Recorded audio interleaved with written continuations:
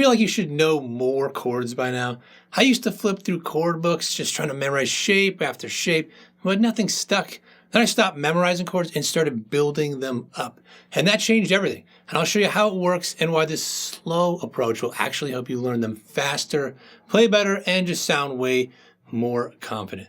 So when I first started playing, I had a couple chord books that were really insane. The guitar grimoire chord something, I had one for scales too, it was like this thick, and it was just insane. And another one that was like 10,000 chords instead of real big on the cover, and I was like, oh, I'm gonna learn all these, and it was just a giant waste of time. I mean, it didn't work because there was just like no context, no logic, no ear connection, and I was just confused, frustrated, and I had like super slow progress. So we're gonna take a look at a different way.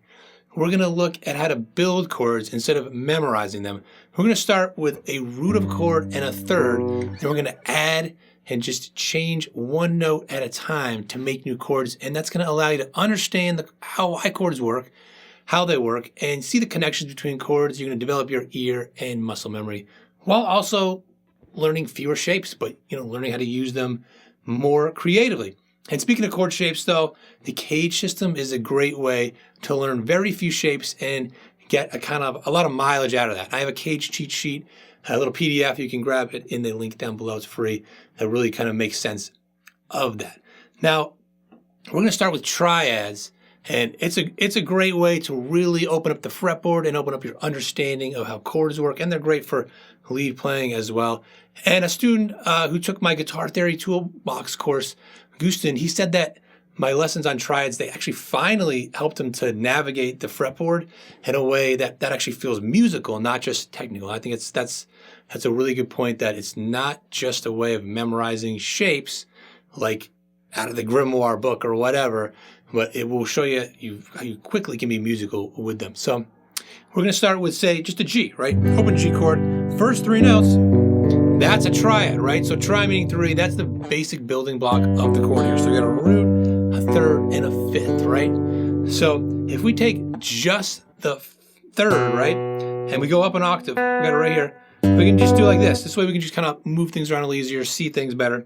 Just those two notes, right? We don't even need the fifth. It's kind of the least important of the three, right? So what we can do is say add this note right here. This is a G, so it's just the octave, right? So it's a G chord.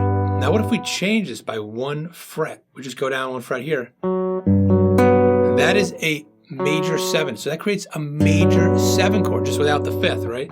Go down one more fret. That's a flat 7. Also, just the 7. It's just by default. It's a dominant 7, flat 7. All means the same thing. So this would be a G7. So I've written out. Right? So you hear the difference. You really hear that? It's got that really kind of jazzy, kind of cool sound. And then what if we keep going? Well, that's a 7. There's a 6. That's a G6. And if this stuff is, like, I don't know, all this theory, this is a great way to kind of just start figuring it out on your own. Just be like, okay, just be curious, inquisitive. Like, okay, if this is okay, what would be, okay, with the scale, 1, 2, 3, 4, 5, 6, major scale, oh, this is 6, okay. And I've got a root and a third and a 6. Maybe it's a 6 chord. But just get familiar with the sound. The sounds are so much more important than understanding the theory and the names and all that stuff. And that's actually pretty cool sound. It could be a song. I'm hearing like melodies in my head, right?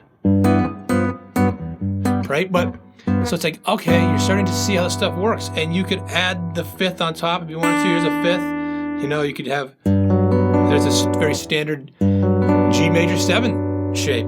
Here is G7, and then of course, you switch the fingers there.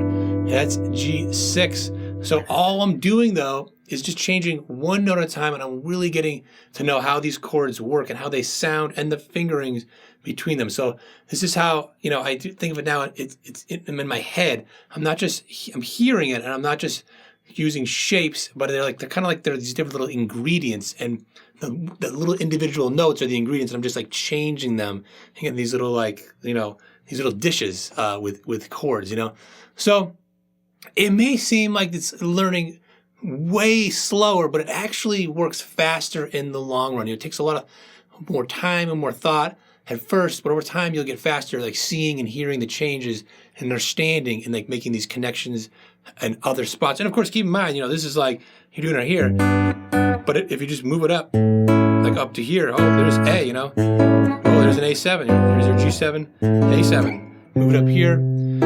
Here is, C7. And so, you start to recognize these chords by sound, shape, and like feel, and it's easier to kind of create or modify chords on the fly. And again, if you want some standard, shapes, that Cage System cheat sheet is down below.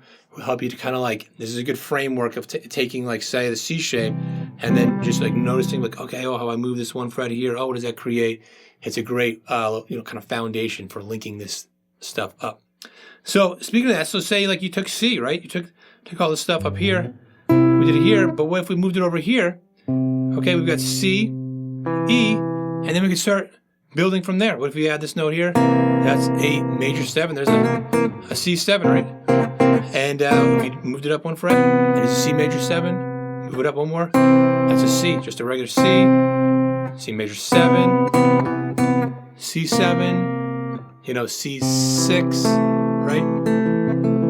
And if you want to add on another one up top right here, or say this one here, this is getting a little more advanced, but that's what they call a ninth, and you're building on top. It's the second scale degree, this right here, but up an octave. It's kind of resting on top of the other notes.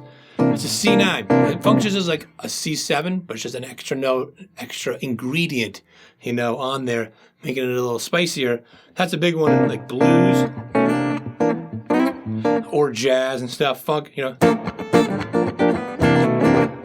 And you could then modify that, like, okay, lower by one fret, C flat 9, raise it up, sharp 9, super common chord, big in jazz, but also in rock, like that's the Hendrix chord. I was thinking of like, right, Purple Haze, a million songs. So that's a sharp 9, right? So it's a C7 with a sharp 9 on top. A sharp 9 chord, really, really, and again, if you're like, oh, I don't know this stuff, what is he talking about?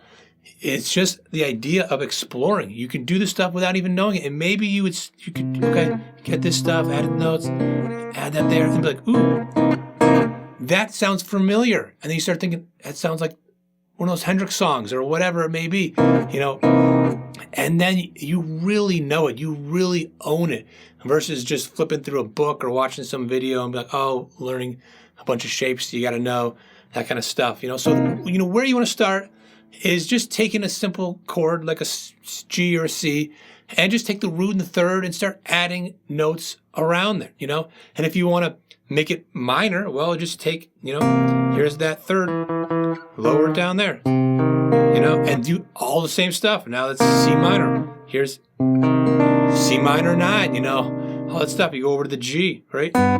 Lower this. Oh, that's G minor. G minor 7. G minor, major 7. That's a weird chord, right? G minor 6. I like these two. And just start exploring. This is a lot of how I've learned chords, and I know them real quick. If you're like, oh, what notes are in this chord, or what notes would this chord be, I can do it real quick because of doing this, spending the time, just literally just one note at a time and really listening to how it sounds. So if this approach, it's really changed how I learn chords, but it's still left some blind spots. So check out this video here where I'll show you how the Cage System fills in those gaps, and it finally helped me see the full fretboard.